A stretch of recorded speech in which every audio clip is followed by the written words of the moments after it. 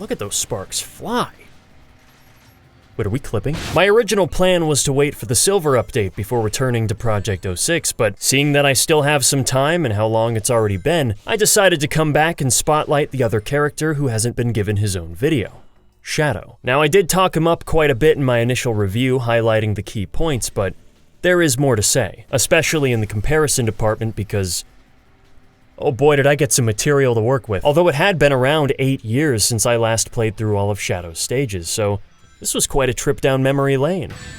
It's like I never left. At his core, Shadow is a combat-focused Sonic in this game. Their handling is meant to be identical in a lot of areas. Jumping, homing attacking, well. But for each move Sonic had, Shadow's would be modified slightly. Instead of a slide, he has a spin kick that you will probably never use, outside of breaking crates or if you happen to get hit by something while there's an enemy on top of you. His homing attack goes further, which doesn't have nearly the impact you might think it would. You're still just homing in on nearby targets, it's the same interaction.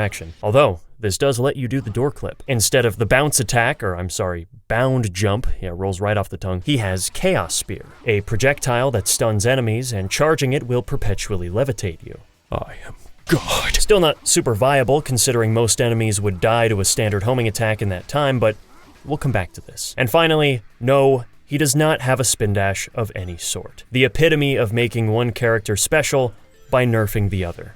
The only problem is they took out the most enjoyable part of 3D Sonic to make it happen. Granted, the spin dash is terrible in retail, but what an executive decision that was. I bet Yuji Naka took it with him when he left, keeps it in a glass case in his house, never to be used again, and well, it still hasn't. Those are all the extraneous abilities. The bulk of the combat is done via Shadow's Chaos Attack combo. In other words, mash the button a lot. They give you plenty of time to write down this critical info so you don't forget. Because of this, his levels incorporate more enemies than Sonic with more HP to boot. This mashing would get old real fast, and it does, but they had some foresight here. After defeating a handful of enemies, the action bar fills up, letting you activate Chaos Boost, turning you red and enhancing your abilities to speed up the process. Chaos Spear becomes Chaos Lance, now dealing damage, and the Chaos Attack combo is a little faster. Most importantly though, you can now perform Chaos Snap.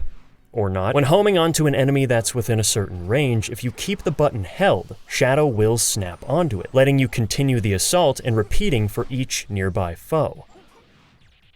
This is where the foresight ends, because you can immediately upgrade to level 3 on one bar. And one of the attacks in the combo doesn't register, so tanky enemies like the purple golems can't be killed in one string. Heck, sometimes the attacks don't register at all. What are you doing? Dude, just give me a sec. The act of snapping is also really disorienting because the camera is always right on you. It's an instantaneous teleport, making it insanely hard to tell where you and your surroundings are, or even what you're homing in on. What makes this worse is that if you hold the button and there's nothing around, Shadow's jump dash will be cut short as if he hit an invisible wall. But because the perspective is so disorienting, you're never sure if there's something else close enough to hit. So you're gonna keep the button held just in case. It fails, you fall in a ditch, it's a freaking mess. I'll teleport onto things I didn't even know were there. And yep, there it goes. Turns out you can still perform snap after the meter runs out if you remain in the air. Thought that was interesting, but that doesn't even compare to Chaos Blast. You may as well call it April Fools because I am laughing. It's supposed to be a big explosion like in Shadow the Hedgehog, a grand power for reaching level 3. Are you kidding? This might be the most ineffective ability I've ever seen, and it's extra funny because the manual says, wipe out everything within a 10-yard range. Yeah, I think this was an early print. You gotta be at like point blank to hit a single target. Whoa, hey, hands off, buddy. So yeah, not a very reliable skill set. It works maybe half the time, and even when it does, you're met with that classic 06 homing attack delay, a janky camera, and little incentive to engage in the combat beyond base value points and standard progression. Project 06 is a transformation in the first degree, and a lot of that is thanks to engine stability, to be fair. Within reason. Faster running speed, proper physics, jumping on enemies, the removal of slowdown, these quality of life patches all play a massive role in creating a much smoother experience. Long gone are the days of falling off the walls in Flame Core. Now that's a certified 06 moment. The only thing more certified is doing it twice in a row. Shadow's gameplay could have been left untouched, and it still would have been a huge upgrade simply by existing in this build. But of course, they went further. All of his past abilities remain intact, but now the spin dash returns, and it feels so good to have it back working as intended. Chaos Spear now does damage when charged and has its own lock-on reticle. The Chaos Attack combo doesn't miss anymore. His longer homing attack has been shortened to match Sonic, and throwing a Chaos Spear gives you one extra jump dash to stay in the fight. Defeated enemies fill the action gauge much faster, and now it actually works. There's a secondary bar under it that will take Chaos Boost into its next level once you fill it. And every Chaos ability costs a bit of energy now: Lance, Snap, and Blast. Which, by the way, is really good now, operating exactly how it should as a giant explosion. Snap is where the transformation takes place though, and a lot of it is visual. The red aura surrounding Shadow is a lot more animated, and the camera doesn't abruptly cut to your position anymore. Instead, it tracks you and your glorious new teleport animation taken straight from the Shadow opening cutscene. The zoomed out rooms also help get your bearings. It was too easy to get corner roasted before. This on its own is a big deal because I can finally appreciate the action taking place and keep the button held without fear of it messing up. Or some golem dropping a ball on me after it dies. You suck! To be fair though, Sonic 2 did it first. It sounds like Shadow's grunting is better mixed into the overall volume too, making it less repetitive. It's a miracle what good visual feedback, sound design, and being fast in nature will do for your gameplay. So we've got functionality, we've got finesse,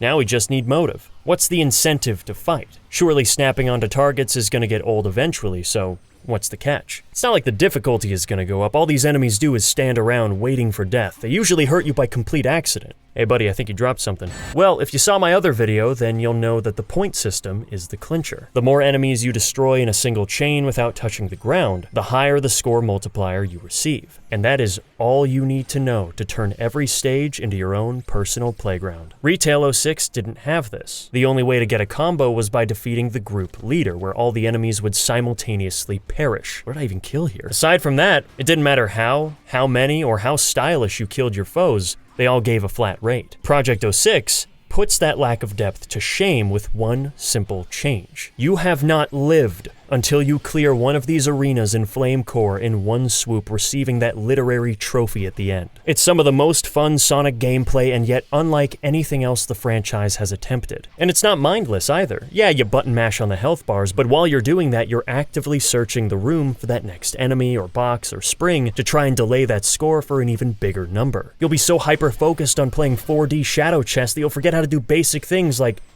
jump. But let's say that's not enough. You need more. You need more power to assert on these malevolent cretins because your brain is becoming too large. Well, you're in luck. After S-ranking every level and heading back to Dusty Desert, you'll find a secret route containing the Light Memory Shard, allowing Shadow to enter Uninhibited mode after hitting level 3. Not quite a super transformation, you don't gain speed or extra jump height, but you do become invulnerable to damage, you cause damage by touching enemies, and all your attacks are a one-hit kill now. So if you still felt like health bars were too big, this is the solution. The trade-off? Your gauge depletes much faster, and if you run out completely, you'll be paralyzed for a few seconds to recover, so make sure you're not in a dangerous area, because you will be locked in place, haunted by past memories. Shadow? Shadow, it's gonna be okay. There he is. Now you might think we're done here, and in terms of what matters most, you'd be correct. But there are other components of Shadow's gameplay outside of his own person, like the vehicles. You know, my favorite thing about these, is how well they work. The glider is still a button masher in both versions, but honestly, I think it controls a little better in retail. The extra weight added in P-06 coupled with the jerky knockback animation makes it kinda troubling to get used to. Obviously, being able to go straight through objects isn't very balanced, but it is less annoying, so I still think there's a middle ground here yet to be discovered. You're also no longer on a spline, letting you move around freely. You could move in the original, but you weren't allowed to stray too far from that linear path. Now you can go wherever you want, even outside the Cyclone. Alternate routes are included when possible, since you can branch off, and some of the sections have been extended to not feel so disposable. When you're not crashing into things, it's a definite upgrade. The hovercraft doesn't feel too different between versions, although the hover jump can actually go fast, unlike the paint-drying speed of old. Ultimate life form, ladies and gentlemen. Flipping also doesn't result in immediate catastrophe like before. The buggy is the only one that I think is actually pretty fun. Everywhere else in the game I can take it or leave it, but all throughout Crisis City, you'll find one right before a long stretch of building that you can just cut loose and boost across. To mixed results, of course, but I was shocked by how much fun I was having. The turning is horrendous, but when you have a straight shot, it's kind of like a power-up to see what crazy distance you can get. And if it goes wrong, just bail out, no harm. Reminded me a lot of PUBG's vehicles, and that brought back some good memories. Wait, is my wheel? No. No. No! I can't believe I'm about to say it, but I missed the buggy in Project 06. All the spawns were taken out of Crisis City because I assume no one cared or saw any value in keeping them around, not even I. But after my recent field testing, I want the madness back. It's just not as fun in the other stages. Hey, I see you there. Yeah, that's right, keep moving. The final vehicle is the bike. Again, turning is illegal, it seems. You so much as tap that stick and you will cease. But when you can book it and go straight, it's kind of fun, mainly in aquatic base. Radical Train, not so much. You are desperately trying to not go off course. Less isn't just more here, it's everything. You're better off ditching it in the first half than trying to figure out how this mechanical tire fire controls. Poor guy can't even finish his own tutorial messages while riding. Press the X button to use the R1 button. I've got to watch out. Dude, slow down. It's not like you can afford to mess around and get used to it either. You're on a time limit to gun down the train, so you'll have to speed up if you fall behind. Ah, yes, of course, my mistake. All right, we're back on track, 2 carts down, just gotta reload, easy does it. What? It does control better in P-06, but now that the game is so much more polished, you can really feel the difference in quality between Shadow's top-tier combat and these haphazard vehicles. Lastly, we have our 2 remaining side characters. It really takes going back to the original to understand how superbly flaccid Rouge's gameplay is. She can't glide into enemies, kick, or dive, she can only throw bombs that stop her in place. It's like it was meant to fail. And then we got the wall climbing bug. This never used to happen to me, I could always wiggle free, but I got stuck for nearly 30 seconds at a time. I am mashing the button, let go of me, woman. There, finally. I'm gonna need to call a priest. She'll also do these random jumps straight into the air that lock your movement. I know she had a move like that in Adventure 2, but this is just weird. Needless to say, P-06 is a drastic improvement. Gliding, diving, and kicking enemies is what this character was meant to do, and frankly, it's never felt better. She was also given a radar for the key hunting missions, randomizing their placement instead of being fixed like in Retail's Kingdom Valley. Tropical Jungle didn't even have keys to find, you just went to the goal. The problem is that you are Rouge the Bat and can ignore practically everything since the level is shaped like a box.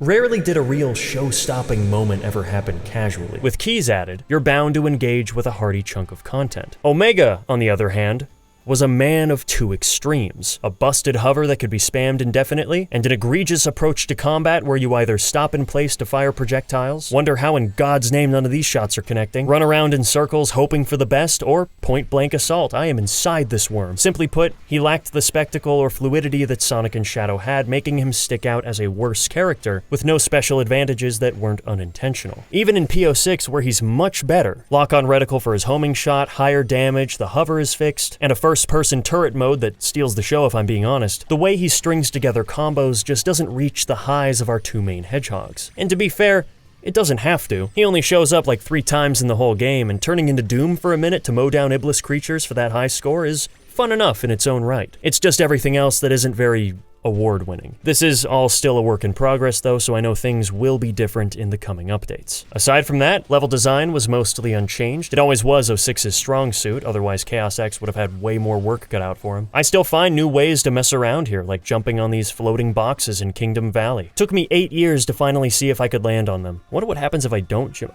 Figures. The only addition that I haven't already shown is the ending of Wave Ocean. It's been extended to a couple more islands before hopping in the hovercraft, which I think is a nice touch. That pretty much does it for Shadow's story though. It's incredible how much effective work has been done here. They have transformed him into something truly remarkable. The day this project is finished will go down in history, and I await that time. Until then, thank you guys so much for watching, and as always, don't forget to check out the next episode whenever I post it, which will probably be soon. Alright. See ya.